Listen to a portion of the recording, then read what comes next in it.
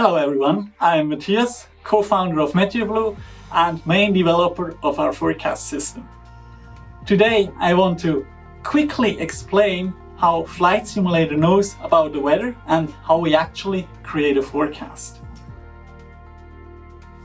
Basically, we start by dividing the Earth in a number of small boxes. For every box, we need to define the weather. And we do this by storing temperature, wind speed, humidity, pressure, rain, snow, and pretty much everything that defines the weather. So now that we have stored that, we can have different weather in every single box. Obviously, for flying, we are not just interested in the weather at the surface, but also at higher altitudes. The way we solve that is by adding one more layer on top of that one, then another one, and another one, all the way up to the stratosphere.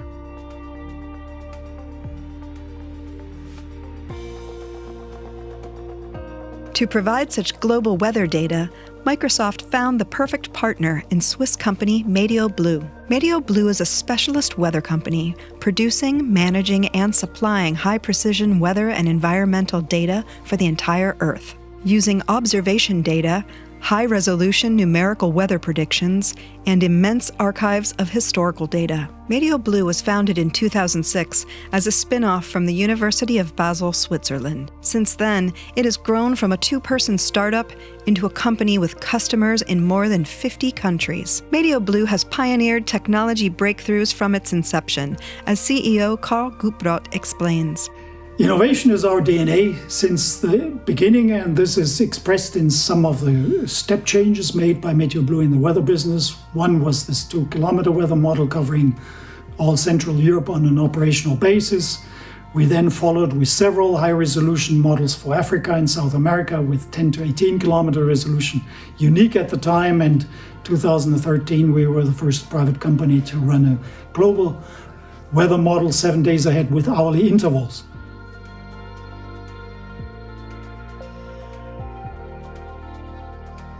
The Medial Blue website has pioneered many visualization forms, such as mediograms with vertical cloud structures, multi-model forecasting, and graphics to compare all major weather models.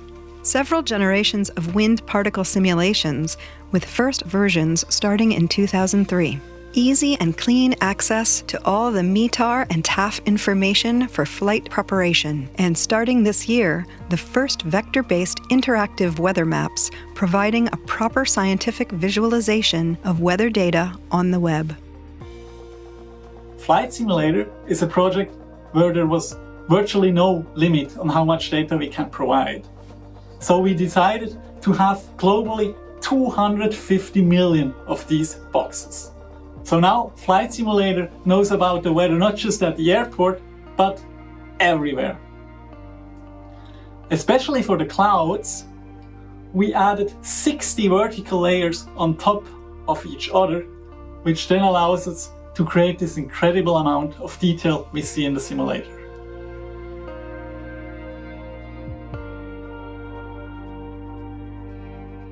But how does the forecasting work?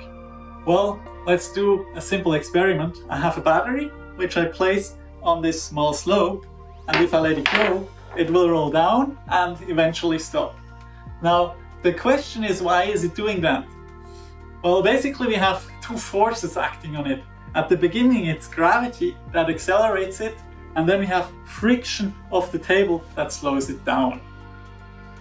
So, if we know the forces acting on the battery, we can put those into mathematical equations and create a system of equations that's predicting the time evolution of this battery, so we know where it will be 30 seconds from now.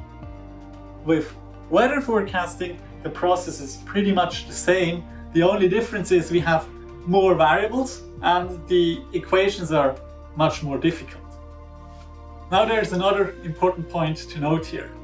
The end result of our simulation is very much dependent on where we start. This starting point is called initial conditions.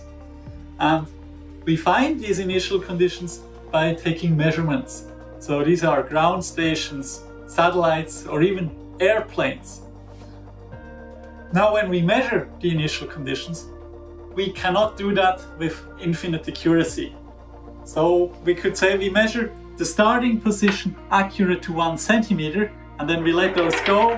We see both go to the right, which could be sunny weather. However, this small inaccuracy of 1 centimeter could lead to very different results in some situations.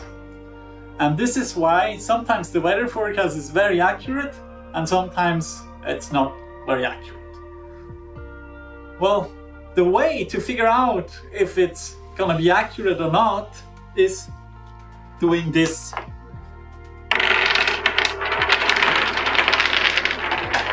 So we compute many forecasts and see how much they diverge or if they all go at the same place.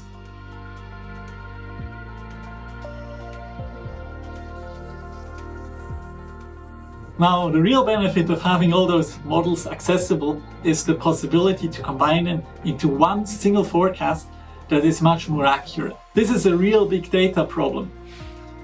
Over the past years, we developed our own specific machine learning methods to solve the problem of finding this best combination.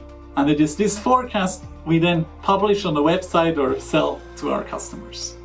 When we started working on the flight simulator project about 2 years ago, we were thinking about including forecasts for airports and maybe some upper level winds so that pilots can fly in the jet stream. But then the project grew so quickly and could ingest more and more data that now the weather looks almost like real. So in the current version, we included the full 3D icing risk data derived from cloud microphysics. This is a variable we weren't even thinking about in the beginning. The partnership with Microsoft has been really exciting for Medial Blue, as the innovation simply never stops. As you can imagine, here at Medial Blue we work a lot with code, maps, diagrams, but with Flight Simulator, even for us, it's the first time we can really experience the data we compute.